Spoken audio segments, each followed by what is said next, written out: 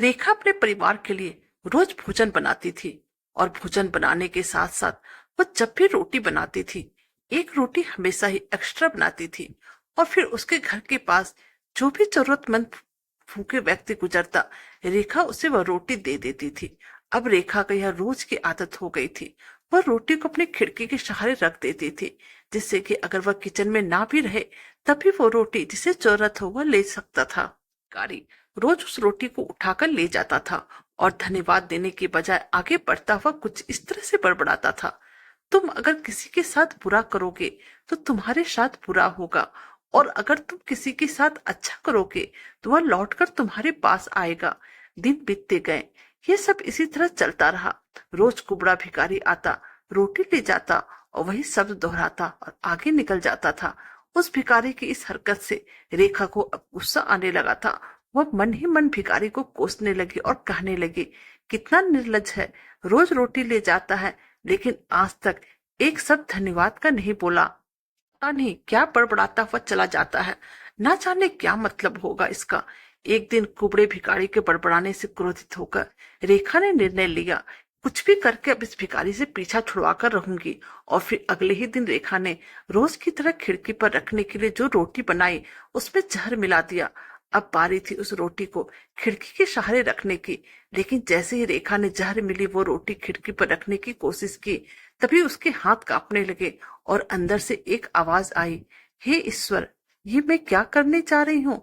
उसने तुरंत वह रोटी चूल्हे की आग में जला दी, दोबारा एक ताजा रोटी बनाकर खिड़की के सहारे रख दी।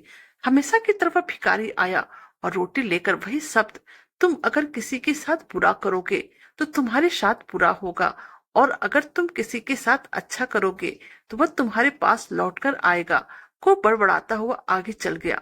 रेखा का एक बेटा भी था जो अपने उज्जवल भविष्य के लिए शहर से बाहर गया हुआ था। महीनों से उसका कुछ अता पता नहीं था। फिर रेखा रोटी बनाकर खिड़की पर रखती, अपने पुत्र की सलामती और जल्दी घर वापस आने की प्रार्थना ईश्वर से जरूर करती थी। ठीक उसी शाम रेखा के घर के दरवाजे पर किसी की दस्तक होती। दरवाजा खोलने पर रेखा सन्न रह जाती है, क्योंकि महीनों से जिस बेटे का कोई पता ठिकाना नहीं था, आज वही बेटा कटे फटे कपड़ों में भूखा प्यासा उसके सामने खड़ा था।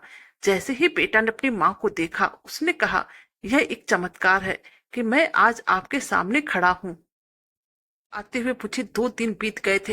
रास्ते में भूख के कारण मेरी हालत बिगड़ती जा रही थी, और आज जब मैं घर से कुछ मील दूर था तो मैं भूख के मारे गिर पड़ा। लेकिन तभी एक कुबड़े व्यक्ति की नजर मुझ पर पड़ी। उसने मेरा सिर अपने गोद में उठा लिया। भूख के मारे मेरे प्राण निकले जा रहे थे। मैंने उससे खाने को कुछ मांगा। उसने अपनी झोली में हाथ डाला और एक रोटी मुझे यह कहते हुए दे दी, हर रोज मैं यही खाता हूँ, लेकिन आज तुम्हें इसकी ज्यादा जरूरत है। भूख को तृप्त करो। जैसे ही माँ ने अपने बेटे की यह बात सुनी, माँ के चेहरे का रंग उड़ गया। उसके मन में वही सुबह की घटना घूमने लगी। कैसे उसने उस कुबड़े के लिए रोटी में जहर मिलाया था। अगर उसने वह रोटी चूल्हे की आग में जलाकर नष्ट न की होती तो फिर वही रोटी उसका बेटा खा लेता, और आज वह इस जन्म में अपने बेटे को कभी भी नहीं देख पाती। वह रोटी खाने से ही उसके बेटे की मौत हो जाती। भगवान ने सही समय पर वह कुकर्म करने से रेखा को बचा लिया था। अब रेखा उस कुबड़े भिखारी के शब्द का मतलब बिल्कुल स्पष्ट समझ चुकी थी।